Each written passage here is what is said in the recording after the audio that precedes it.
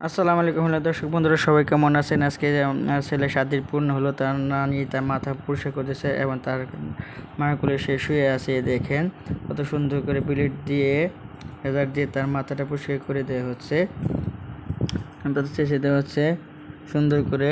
দেখেন চাষা শুরু হয়ে গেছে। দেখেন সামনের টুক প্রায় শেষের পথে, সামনের টুক চাষা শেষের দিকে। দেখেন মাথা চেঁচে ফেললাম, এরপরে যে আরো রয়েছে সামনে মাথা চাষা হচ্ছে। দেখেন 7 দিন মাথা চেঁচে চুলগুলো ফেলে দেওয়া হচ্ছে।